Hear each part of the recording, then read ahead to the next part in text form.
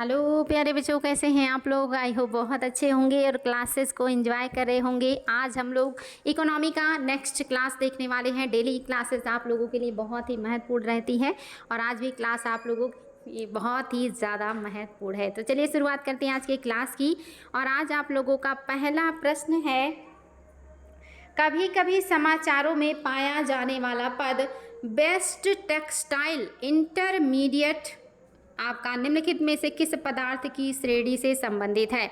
आपको बताना है कभी कभी समाचारों में पाए जाने वाला पद बेस्ट टेक्सास इंटरमीडिएट निम्नलिखित में से किस पदार्थ की श्रेणी से संबंधित है।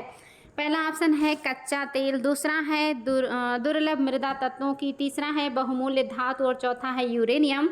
बताएंगे बच्चा लोग इसमें से कौन सा है जो सही हो जाएगा। शानदार प्रश्न है आपके लिए। बेस्ट टेक्सास इंटरमीडिएट किस चीज़ के लिए प्रयोग में लाया जाता है। आपके लिए नया प्रश्न होगा, याद रखिएगा क्या सही है।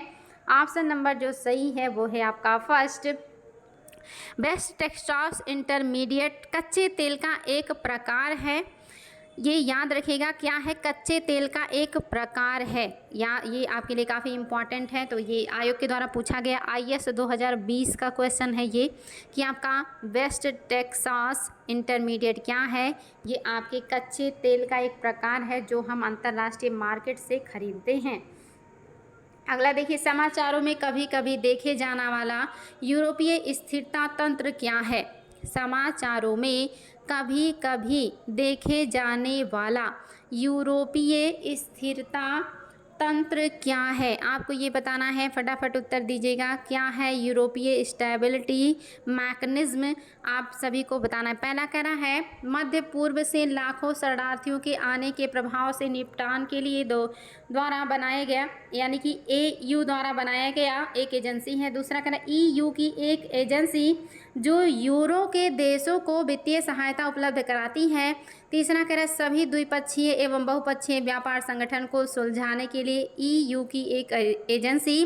और चौथा कह रहा है सदस्य राष्ट्र के बीच मतभेद सुलझाने के लिए EU की एक एजेंसी। आपके सामने है 4 ऑप्शन और आपको बताना है कि क्या है जो सही हो जाएगा। समाचारों में कभी कभी देखे जाने वाला यूरोपीय स्थिरता तंत्र, जिसको यूरोपियन स्टेबिलिटी मैकेनिज्म कहते हैं, ये क्या है। मध्य पूर्व से लाखों शरणार्थियों के आने के प्रभाव से निपटने के लिए EU का द्वारा बनाई गई एक एजेंसी है, या EU की एक एजेंसी जो यूरो के देशों को वित्तीय सहायता उपलब्ध कराती है, या सभी द्विपक्षीय एवं बहुपक्षीय व्यापार संगठन को सुलझाने के लिए EU की एक एजेंसी है, या आपका सदस्य राष्ट्रों के बीच मतभेद सुलझाने के लिए EU की एक एजेंसी है। तो बताइए बच्चा लोग क्या है जो सही हो जाएगा। आपका ऑप्शन नंबर 2 बिल्कुल सही है। EU की एक एजेंसी जो यूरो क्षेत्र यानी कि यूरो जोन के देशों की वित्तीय सहायता उपलब्ध कराता है, यही है आपका यूरोपीय स्टेबिलिटी मैकेनिज्म। यूरो क्षेत्र के या यूरो जोन के जो सदस्य देश हैं उनको वित्तीय सहायता उपलब्ध करवाता है। ये याद रखिएगा। यह लग्जमबर्ग में स्थित एक अस्थायी एजेंसी है। कहाँ स्थित है? लग्जमबर्ग में स्थित एक अस्थायी एजेंसी है जो यूरो जोन के सदस्यों के लिए बनाया गया है। ये चीज़ याद रखिएगा, काफ़ी इम्पॉर्टेंट है आपके लिए। अगला देखिए, UNSC का तात्पर्य क्या है। UNSC का क्या तात्पर्य है, क्या मतलब है इसका। पहला कह रहा है संयुक्त राष्ट्र सामाजिक परिषद, दूसरा कह रहा है संयुक्त राष्ट्र सुरक्षा परिषद, तीसरा कह रहा है संयुक्त राष्ट्र वैज्ञानिक परिषद और चौथा कह रहा है संयुक्त राष्ट्र धर्मनिरपेक्ष परिषद। बताएंगे बच्चा लोग, शानदार प्रश्न है और PCS में आया हुआ क्वेश्चन है। आपको बताना है आप कहाँ क्या है जो सही हो जाएगा। UNSC का तात्पर्य क्या हो जाएगा और आप सभी को इसका उत्तर पता होगा, United Nations security council. Option number आपका 2 बिल्कुल सही है, संयुक्त राष्ट्र सुरक्षा परिषद। संयुक्त राष्ट्र सुरक्षा परिषद के अस्थायी सदस्यों की संख्या कितनी है। अच्छा, यहाँ पे होना चाहिए था अस्थायी सदस्य। अस्थायी सदस्य कितने हैं आपके संयुक्त राष्ट्र जो आपका सुरक्षा परिषद है, इसके अस्थायी सदस्य कितने हैं। 6 हैं, 5 हैं, 2 हैं या 3 हैं। और आप सभी को पता होगा आपका जो संयुक्त राष्ट्र सुरक्षा परिषद है इसके 5 अस्थायी सदस्य हैं और 10 अस्थायी सदस्य हैं। 10 अस्थायी सदस्य हैं और आपके 5 अस्थायी सदस्य हैं। 5 अस्थायी सदस्यों में आप सभी को पता है कौन है। अमेरिका है, चीन है, इसके अलावा फ्रांस है, ब्रिटेन है और ये रूस है। ये सब क्या है, इसके अस्थायी सदस्य हैं। 5 अस्थायी होते हैं, 10 अस्थायी होते हैं। 10 वाले जो हैं ये हर 2 वर्ष पे उसमें से एक बदलते रहते हैं। अगला क्वेश्चन देखिए, कह रहा है आपको सूची है मिलान करना है। एक तरफ आपके संस्थान है, दूसरी तरफ उससे जुड़े हुए विशेषताएं बताई गई हैं, आपको इनको मिलाना है। और देखिए कूट भी है आपके सामने। पहले आप ऑप्शन को देख लीजिए, आपके लिए आसान है। पहले आप सारे ऑप्शंस को देख लीजिए। पहले में कह रहा है WTO, क्या ये भुगतान संतुलन में असंतुलन को ठीक करने के लिए वित्त प्रदान करता है WTO। दूसरा कह रहा IMF, क्या ये सामान्य व्यापार में मात्रात्मक प्रतिबंधों के उपयोग को निषिद्ध करता है। तीसरा कह रहा है सार्क के सामने दिया है नम्य ऋणों की स्वीकृति IDA, आपको बताना IDA क्या ये दक्षिण एशियाई देशों के बीच सहयोग को बढ़ावा देता है। आप सभी को पता है, इन सभी की विशेषताएं मैंने आप लोगों को बताई हैं। कूट भी देख लीजिए और अगर आपको याद है तो आप बिना कूट के ही मैच कर सकते हैं। आपका क्या है जो सही हो जाएगा। तो आप सभी को पता है कि जो WTO है ये सामान्यतः व्यापार में मात्रात्मक प्रतिबंधों के उपयोग को निर्दिष्ट करता है। मात्रात्मक जो आपके सामान्यतः व्यापार में क्या करता है, WTO का क्या होगा दूसरा। WTO सामान्यतः व्यापार में मात्रात्मक प्रतिबंधों के उपयोग को निषिद्ध करता है, बिल्कुल सही है। IMF भुगतान संतुलन में असंतुलन को ठीक करने के लिए वित्त प्रदान करता है, दूसरे का पहला हो जाएगा। आपका पहले का दूसरा, दूसरे का पहला, ये याद रखिएगा क्या सही हो जाएगा। पहले का दूसरा हो गया, दूसरे का पहला हो गया, आपका यही ऑप्शन सही है। सार्क ये आपका दक्षिण एशियाई देशों के बीच सहयोग के लिए है और IDA नम्य ऋणों की स्वीकृति यानी कि उदार ऋण खिड़की है। सब एक दूसरे से क्रॉस कर दीजिए, एकदम से सही हो जाएंगे। आपका पहले का दूसरा, दूसरे का पहला, तीसरे का चौथा और चौथे का तीसरा हो जाएगा। आप सभी को मैंने सारी चीज़ें क्लास में बताई हैं बहुत अच्छे से, किसका क्या काम है, किसकी स्थापना कब हुई थी। आपके सामने दिया है, एक तरफ संगठन है, दूसरी तरफ मुख्यालय है। कौन सा है जो सही सुमेलित है, कौन सा है जो सही सुमेलित है। सही दिया है, मुख्यालय सही दिया है। क्या UNO का मुख्यालय लंदन में है, क्या WTO का मुख्यालय जिनेवा में है, क्या ILO का जो मुख्यालय है ये रोम में है, क्या FAO का मुख्यालय जिनेवा में है। आपको इसको बताना है कि कौन सा है जो कि आपका सही हो जाएगा।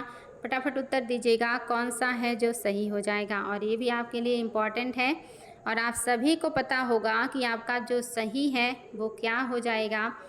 तो इसमें आप देख रहे हैं कि आपके एक से अधिक सही हो जाएंगे। एक से अधिक क्यों सही हो जाएंगे, आप ये आपका जो दिया है ILO, इसका मुख्यालय कहाँ पे है।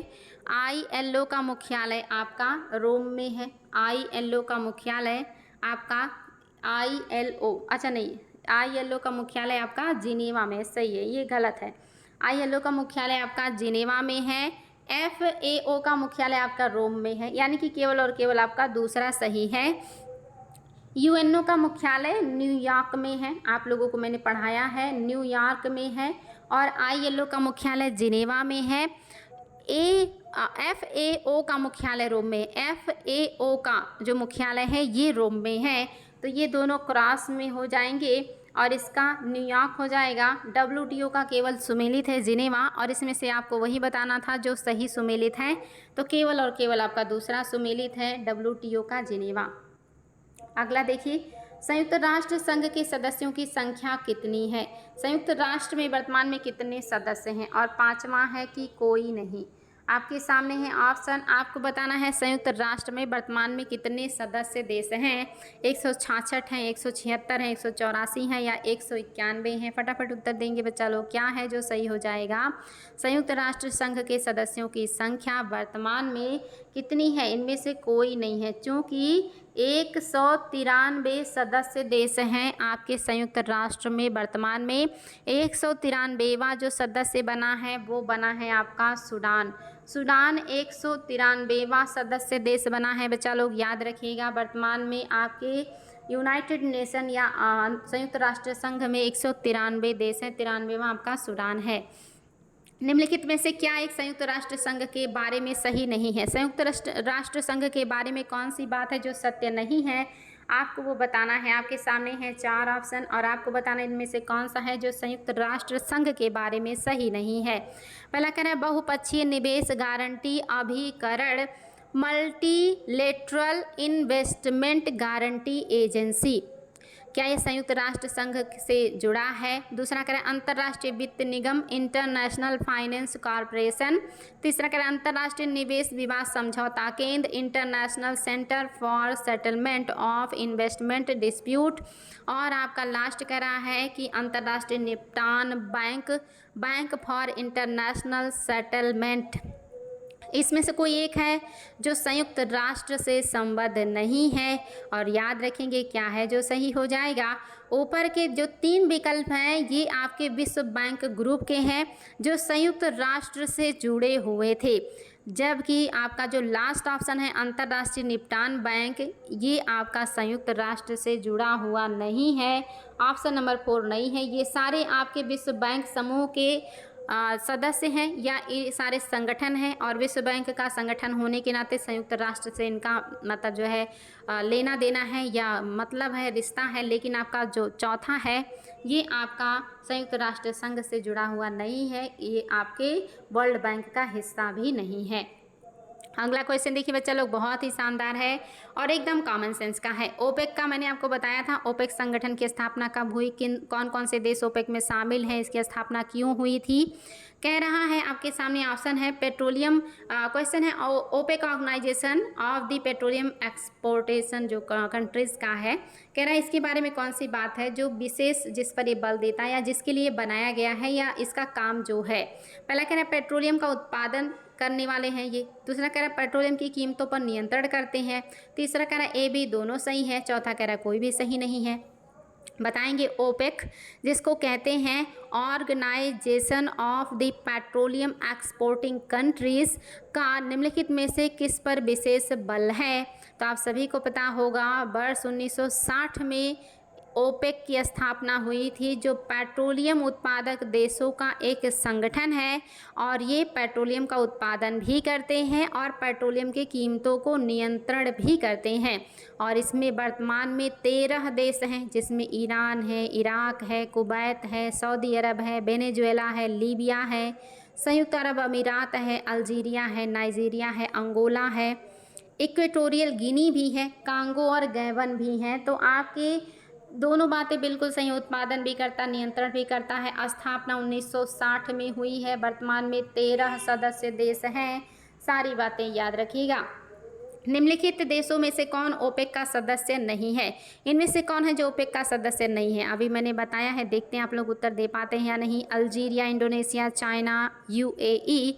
तो मैंने आप लोगों को बताया ईरान, इराक, कुवैत है, सऊदी अरब है, वेनेजुएला है, लीबिया है, संयुक्त अरब अमीरात है, अल्जीरिया, नाइजीरिया, अंगोला, गिनी, कांगो, गैबन। आपका चाइना इसमें नहीं है, ये पेट्रोलियम उत्पादक देश नहीं है, ओपेक का सदस्य नहीं है, बाकी आपके हैं। अगला देखिए, निम्नलिखित में से कौन south Asia association of regional cooperation, दक्षिण एशियाई क्षेत्रीय सहयोग संगठन यानी कि सार्क का सदस्य नहीं है। सार्क भी मैंने आपको पढ़ाया था, कब स्थापना हुई, कितने सदस्य देश हैं, सारी चीज़ें आपको पता हैं। तो फटाफट उत्तर दीजिएगा, सार्क का सदस्य कौन नहीं है।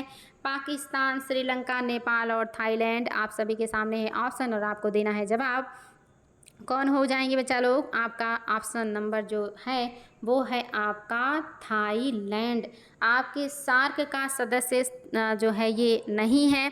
आप सभी को पता है कि जो सार्क है इसकी स्थापना 8 दिसंबर 1985 को किया गया था और इसका मुख्यालय काठमांडू में है। इसमें टोटल 8 सदस्य देश हैं, 8 सदस्य देश हैं वर्तमान में, और मैंने बताया था कि इसमें भारत के आसपास के जितने भी देश हैं वो सारे शामिल हैं। तो आपका ये याद रखिएगा, स्थापना कब हुआ है? 8 दिसंबर 1985 को हुआ है। वर्तमान में 8 सदस्य देश हैं। इसका फुल फॉर्म है south Asian Association for Regional cooperation, और इसमें आपके वर्तमान में 8 सदस्य देश हैं। अगला क्वेश्चन भी उसी से है और आपको बताना है कौन से देश हैं जो सार्क के संघ में शामिल नहीं है। इनमें से कौन सा देश है जो सार्क संघ में शामिल नहीं है, यानी कि उस 8 देश में वो नहीं होगा, और जो भारत का पड़ोसी नहीं होगा वही हो जाएगा भारत, पाकिस्तान, कंबोडिया और नेपाल। तो आप सभी को पता है कि सार्क में भारत है, पाकिस्तान है, आपका श्रीलंका है, मालदीव है, बांग्लादेश है, नेपाल है, भूटान है, अफ़गानिस्तान इसमें बहुत बाद में जुड़ा है, अप्रैल 2017 में जुड़ा है। जब 14वां सम्मेलन हो रहा था सार्क का, तब आपका उसमें अफ़गानिस्तान भी जुड़ गया था, 8वां सदस्य बन गया था। कंबोडिया भारत का पड़ोसी देश नहीं है, इसलिए कंबोडिया नहीं है। बाकी सारे आपके भारत के आसपास के जो कंट्रीज़ हैं वो इसमें शामिल हैं। अगला क्वेश्चन देखिए, भारत में सार्क सम्मेलन सर्वप्रथम किस वर्ष आयोजित किया गया था? किस वर्ष भारत में पहली बार सार्क सम्मेलन का आयोजन हुआ था? कह रहा है 1986 में, 95 में, 2007 में, या इनमें से कोई नहीं। बताएंगे बच्चा लोग। 85 में तो इसका गठन ही हो रहा है, और गठन के बाद आप देखेंगे जो सम्मेलन है इसका कब हुआ है? 86 में हुआ है। सार्क का प्रथम सम्मेलन 1985 में बांग्लादेश की राजधानी ढाका में हुआ था, और सार्क का जो अगला सम्मेलन है वो कहाँ पे हुआ है? तो ये भी याद रखिएगा, नेक्स्ट वाला आपके भारत में हुआ था, यानी कि कब हुआ था? 86 में। 85 में ढाका में हुआ था बांग्लादेश के, और 86 में भारत में हुआ था। ये बात आप लोगों को याद रखना है। ऑप्शन नंबर आपका फर्स्ट सही है, 86 में ही दूसरा सम्मेलन भारत में हुआ था। इनमें से कौन सा एक है जो शेष से भिन्न है? इसमें आपके सामने है 4 संगठन, इसमें से 3 संगठन एक जैसे हैं, कोई एक है जो अलग है। कह रहा है यूनिसेफ, WTO, IMF और आपके सामने है सार्क। तो 4 ऑप्शन है, यूनिसेफ, WHO और IMF और सार्क। इनमें से कौन है जो अन्य से भिन्न है? तो आप सभी को पता होगा यूनिसेफ, IMF और जो आपका WHO है, ये सारे कैसी संस्थाएं हैं? ये सारे वैश्विक संस्थाएं हैं, इंटरनेशनल संस्थाएं हैं। जबकि जो सार्क है ये क्षेत्रीय है, दक्षिण एशिया के सदस्य देशों का है, जिसको क्षेत्रीय संगठन कहते हैं, रीजनल संगठन कहते हैं।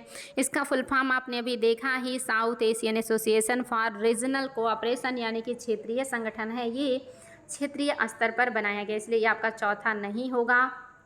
अगला देखिए, नूतन विकास बैंक। नूतन विकास बैंक जिसको न्यू डेवलपमेंट बैंक कहते हैं, ये ब्रिक्स देशों ने बनाया है। कह रहा है कि इसका प्रथम अध्यक्ष किसे नियुक्त किया गया? न्यू डेवलपमेंट बैंक का प्रथम अध्यक्ष किसे नियुक्त किया गया था? जी मेनन को, दीपक पारिक को, के बी कामत को, या चंदा कोचर को? बताएंगे क्या है जो सही हो जाएगा। और ये भी इम्पॉर्टेंट प्रश्न बच्चा लोग याद रखिएगा। 2014 में फोर्टालेजा जो ब्राज़ील में आयोजित हुआ था 6ठा ब्रिक्स शिखर सम्मेलन, इसी में ब्रिक्स देश के नेताओं ने न्यू डेवलपमेंट बैंक की स्थापना की बात की, और इस पर समझौता भी हो गया। सारी चीज़ें पढ़ाई हूँ मैं आप लोगों को। और जो आपका ब्रिक्स बैंक है इसी को न्यू डेवलपमेंट बैंक भी कहते हैं, और इसका जो पहला अध्यक्ष था वो भारतीय बैंकर थे, के बी कामत को बनाया गया था। पहले अध्यक्ष भारतीय बैंकर के बी कामत को बनाया गया था। याद रखिएगा, आपका जो न्यू डेवलपमेंट बैंक है इसका उद्घाटन 2015 में हुआ था संघाई में। याद रखिएगा, ये सारी बातें हैं सही। आपका ऑप्शन नंबर 3 बिल्कुल सही है। प्रथम अध्यक्ष भारत के बने हैं, और ये कहाँ पे स्थापित हुआ था? संघाई में स्थापित हुआ था। कब स्थापित हुआ था? ब्रिक्स सम्मेलन हुआ था फोर्टालेजा में 2014 में, वहाँ समझौता हुआ और 15 में इसकी स्थापना हो गई थी। सब पढ़ाई हूँ आप लोगों को। ब्रिक्स देशों द्वारा कौन सा बैंक चीन में स्थापित किया गया? इनमें से कौन सा बैंक है जिसकी स्थापना ब्रिक्स देशों ने चीन में स्थापित किया था? अब इसका उत्तर तो मेरे सभी बच्चों को पता है और आप सभी को पता है कि कौन सा हो जाएगा। जो आपका न्यू डेवलपमेंट बैंक है, इसी को तो ब्रिक्स देश स्थापित कर रहे हैं। 14 में समझौता हो रहा है, 15 में स्थापित हो रहा है संघाई में, और ये $100 की शुरुआती पूंजी के साथ शुरू हुआ था। शुरुआत में इसमें कितने डॉलर लगे थे? $100 की शुरुआती पूंजी के साथ इस बैंक की $100 कह रहे हैं, $100 अरब, $100 नहीं, $100 के साथ इसकी शुरुआत हुई है। क्या है आपका? न्यू डेवलपमेंट की शुरुआत जो बैंक है, इसकी शुरुआत $100 अरब के साथ हुई थी 2015 में, जिसका पहला अध्यक्ष भारत का के.वी. कामत थे। अगला क्वेश्चन देखिए, निम्नलिखित कथनों पर विचार कीजिए। न्यू डेवलपमेंट बैंक की स्थापना APEC ओपेक द्वारा किया गया है। दूसरा कह रहा है न्यू डेवलपमेंट का मुख्यालय संघाई में है। कूट की सहायता से उत्तर देना है। पहले में केवल पहला, दूसरे में केवल दूसरा, तीसरे में है पहला दूसरा, चौथे में है कोई नहीं। और बहुत आसान हो चुका है आप सभी के लिए, क्योंकि आप सभी ने जान लिया है। न्यू डेवलपमेंट बैंक की स्थापना सार्क देशों ने किया है। समझौता 2014 फोर्ट लेजा में हुआ और 15 में संघाई में इसकी स्थापना हो गई है। तो दूसरा सही है, पहला सही नहीं है। ये बात मेरे बच्चों को पता चल चुका है और ये मैंने पढ़ाया भी है क्लास में बहुत अच्छे से। आप लोग रिवीजन नहीं करते हैं। ब्रिक्स शब्द की रचना करने वाले ब्रिटेन के विद्वान जिम ओ नील निम्न में से किस विषय से संबंधित हैं? आपको बताना है ब्रिक्स शब्द की रचना करने वाले ब्रिटेन के विद्वान जिम ओ नील किस विषय से संबंधित हैं? मनोविज्ञान, राजनीतिक शास्त्र, समाजशास्त्र या अर्थशास्त्र? क्या है जो सही हो जाएगा, आपको ये बताना है। फटाफट उत्तर दीजिएगा बच्चा लोग, बहुत ही शानदार है। निश्चित ही बैंक से जुड़े हैं तो मनोविज्ञान तो होगा नहीं, समाजशास्त्र तो होगा नहीं, अर्थशास्त्र ही होगा। अगर बैंकिंग की बात करें, बैंक की रचना का सुझाव दे रहे हैं, तो ऑप्शन नंबर आपका 4 ही सही होगा।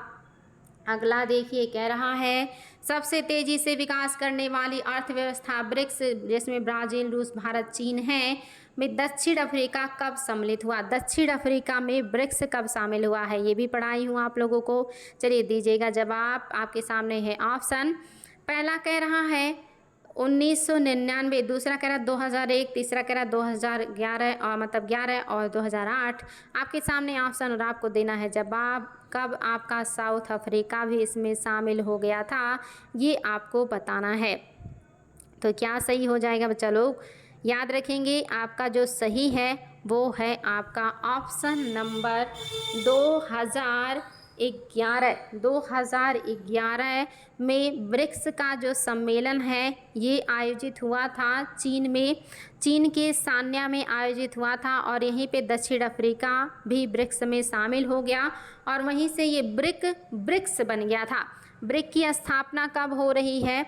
2009 में ब्रिक की स्थापना हुई थी। 16 जून 2009 को ब्रिक की स्थापना हुई थी, जिसमें 2011 को चीन में मतलब सम्मेलन हुआ, जहां पे आपका साउथ अफ्रीका भी इसमें शामिल हो गया और ये ब्रिक्स कहलाया। तो 9 में बना है और उसके 2 साल बाद ही इसमें साउथ अफ्रीका भी शामिल हो गया, तो ये ब्रिक से ब्रिक्स बन गया था। आपका क्या सही हो गया? 2011।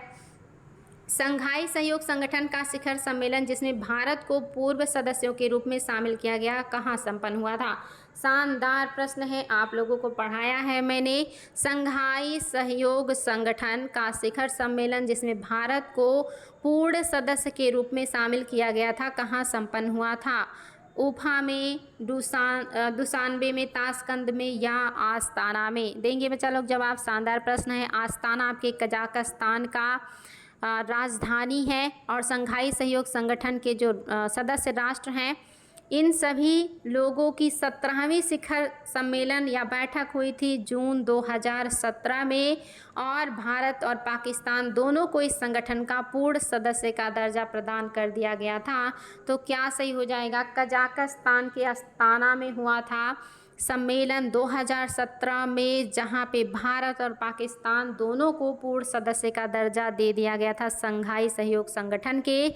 शानदार प्रश्न था बच्चा लोग, याद रखिएगा, बहुत ही ज़्यादा एग्जाम में ये पूछा गया है। तो आज के लिए इतना ही। आप लोगों से फिर मिलेंगे ऐसे ही शानदार प्रश्नों के साथ और डिस्कशन करेंगे। और आप लोग पीछे से रिवीजन भी करते रहिए, डिटेल क्लास भी देख लीजिए और प्रैक्टिस सेशन भी। और आप लोगों का हो सकता है जल्दी ही टेस्ट हो। आप सभी को शुभकामनाएँ, धन्यवाद, थैंक यू सो मच।